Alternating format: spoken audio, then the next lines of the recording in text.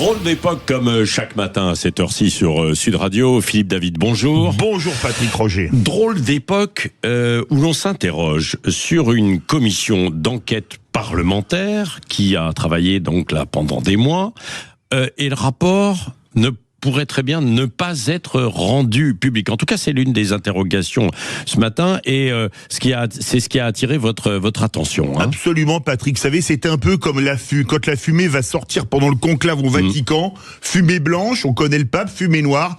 Est-ce qu'on saura la vérité avec la publication de ce rapport ou pas?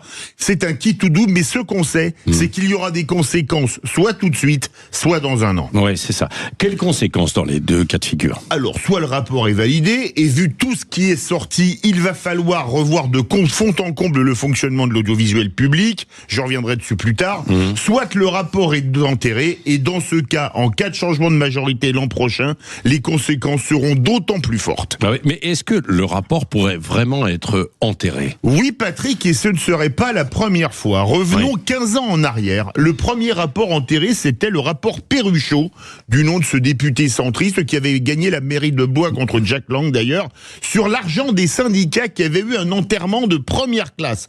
Alors, faut dire que le rapport disait, je fais très court, que les syndicats patronaux avaient une légère tendance à se servir dans les caisses des organismes paritaires, que les syndicats de salariés vivaient sur le dos des contribuables et des organismes paritaires, et que côté agricole, la FNSEA avait aussi une légère tendance à confondre fonds publics et militantisme.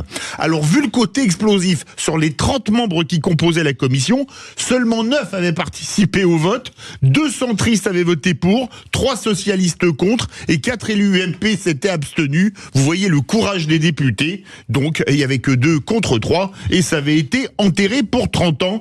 J'ai peur que ça se reproduise aujourd'hui, car le service public pourrait se venger des députés ou des partis qui voteraient la publication du rapport. Oui, mais attention, la publication du rapport ne veut pas dire que derrière, ce sont des mesures qui seraient prises, en fait, immédiatement. C'est clair.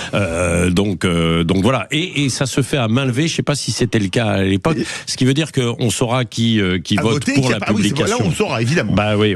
Et qu'est-ce qu'il faut retenir de cette commission alors j'ai mis 4 points. Le premier, un excellent rapporteur, Charles Laloncle, contre qui tous les coups ont été permis, même de dire qu'il s'appelait en fait Charles-Henri, alors ce qui est vraiment dramatique, ça c'est terrible. Alors vous dites excellent pour certains, en revanche il a été critiqué. Oui, bah alors moi j'ai mon mot. Bien sûr, par contre, le président Jérémy Patrier-Leitus, je n'en dirais pas autant de bien. Ouais. Alors ce qui Pourquoi reste, c'est... mais bon, lui il est aussi critiqué par d'autres. Absolument. Bien sûr. Bon, chacun sa crèmerie, vous savez, c'est bien connu, mon cher Patrick. Alors moi, c'est déjà le premier point, rapporteur. Deuxième point, le gaspillage de l'argent public pour enrichir les copains. Salaire délirant, frais délirants. Regardez le festival de Cannes.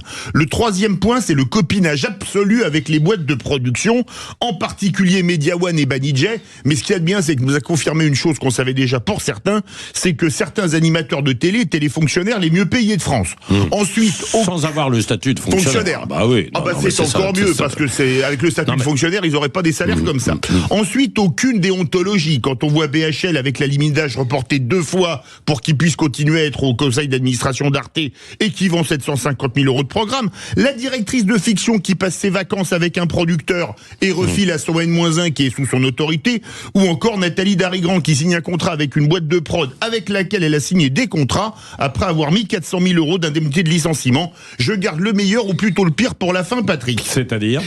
Patrick, l'organigramme du comité d'éthique de France Télé prête à rire.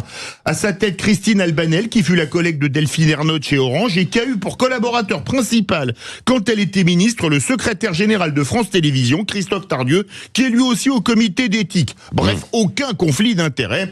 En voyant ça, après le rapport des syndicats, on se dit que la France n'a rien à envier au Gabon d'Omar et d'Ali Bongo et que si après le rapport sur le financement des syndicats, celui sur l'audiovisuel était enterré, il faudrait rebaptiser la République française la République bananière de France. Bon, on verra. Drôle d'époque, Patrick. Oui, drôle d'époque, mais on verra cet après-midi. Il pourrait être publié, évidemment.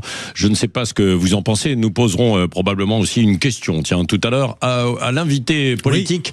8h15. Bonjour, Jean-François. Bonjour, Patrick. Avec Vincent Jeanbrun, le ministre de la Ville et du Logement, nous reviendrons bien évidemment avec lui sur la grave crise du logement que nous traversons et les pistes, les solutions apportées par ce que veut mettre en place le gouvernement. Et nous reviendrons bien sûr dans La Vérité en face sur le rapport à Londres. Ce sera le thème du débat à 9h30. Ce sera, oui. Appelez-nous, appelez-nous pour un débat. 0826 300 300. Dans un instant, c'est le maillot réveil, évidemment.